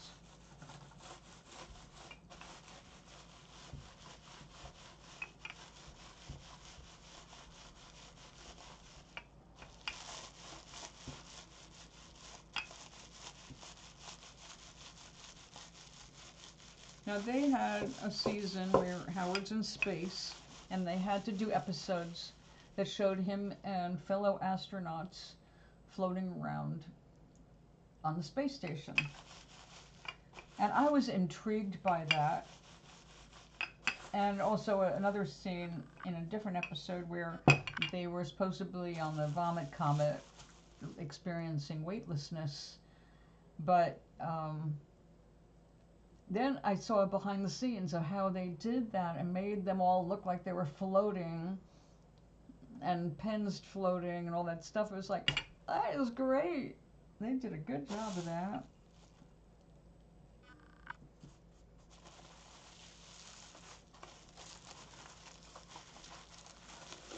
Well, this is certainly flatter. But does it matter? Not enougher. I think we can go more. I'm going to end up trimming it again. What we're going to do is wash it. Oh, I've been on for over 2 hours. It's time to say goodnight and go make my dinner. And wash this in some warm water. Get the soap out, and we'll see tomorrow what we have to do next. Excuse me. I did some fill-in work on the back. Excuse me again. Please, not the hiccups. It worked. Okay. Very good. Very good. Yeah, we just have to continue felting it.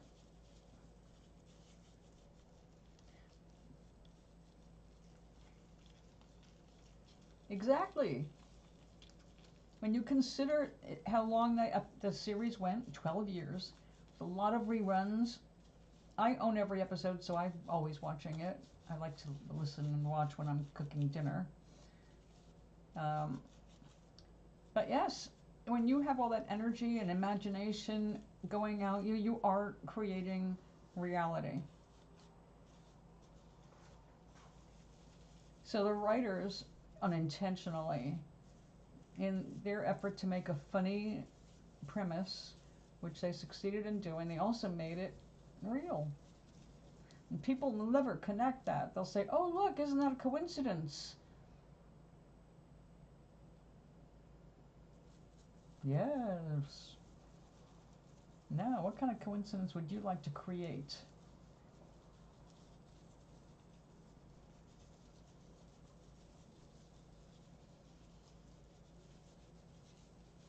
Now, when I get up in the morning, I have a new habit.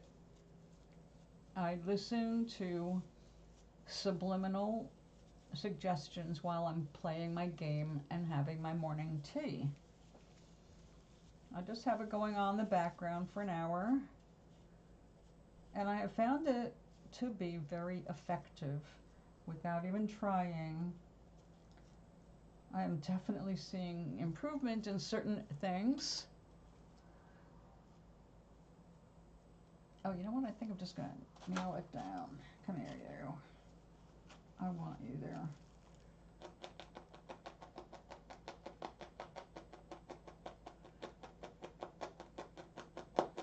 See, we are coming out of our, I'll call it, spiritual childhood. So we're seeing the turbulence being created by those who don't want to go along. They want everything to go back to the old days. If they had their way, we'd go back to wandering the damn desert. Try and prove ourselves worthy. But now more people are waking up and realizing they're already worthy, and they are creating their reality.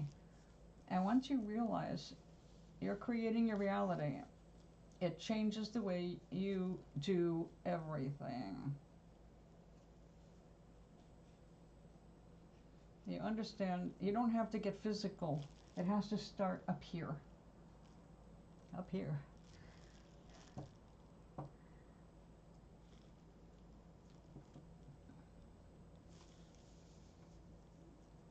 It gets easier as you go. It really does. And it gets more and more amazing. Like, you have to look at things and go, I created that. And then you look at other things when they suck and go, I created that too. There's no more lack of responsibility. We can't blame our realities on other people anymore because we're the ones that create them. But those who don't want that responsibility, well, once they know that they're the creator, you can't go back. It's too late. You're awake. It's not a bad thing. It's good to be awake. It's so important and good that we are. That's why you see all the resistance coming from, like the maggots. Terrified that people are going to be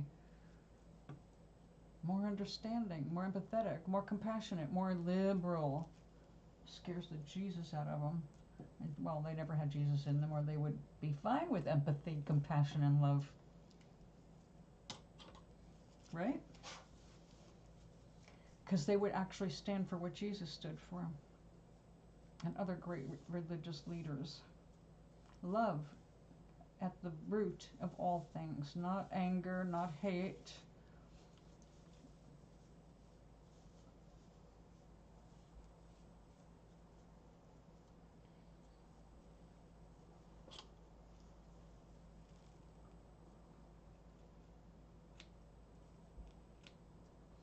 So Mary, tonight, refocus on the garden invaders and give them over to that which we call God,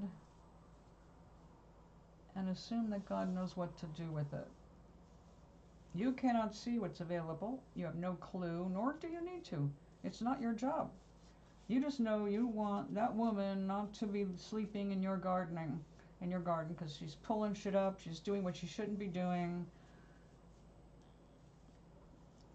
But it only gets worse if you keep focusing on, I don't want anything to happen to my garden. You're sending bad vibes to your garden when you do that. You've got to see the garden succeeding, happy, safe, loved by you, an aura of love around it. But you can't get caught by the trap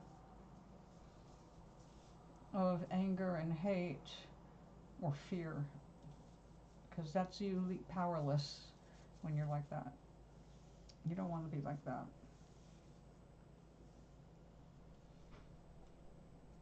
You can change a lot more than you know. And you've seen it work, Maui. You cannot deny it. You know that God is right there by your side all the time. All the time. No exceptions, right?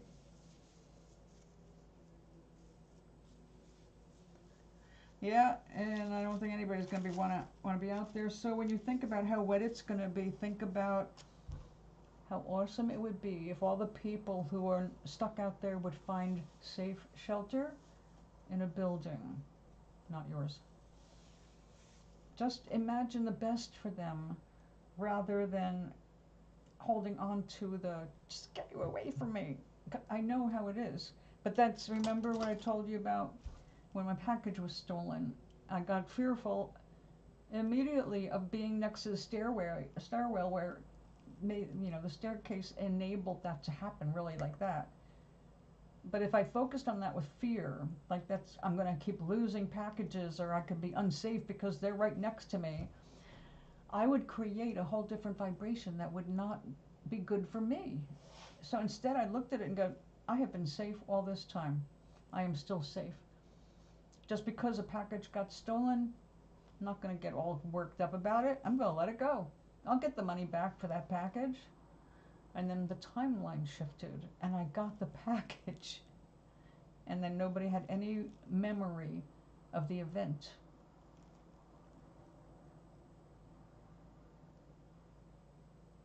Oh, that's weird, isn't it? Yep, rain has a smell, just like snow. I love the smell of snow. Not that I want it today.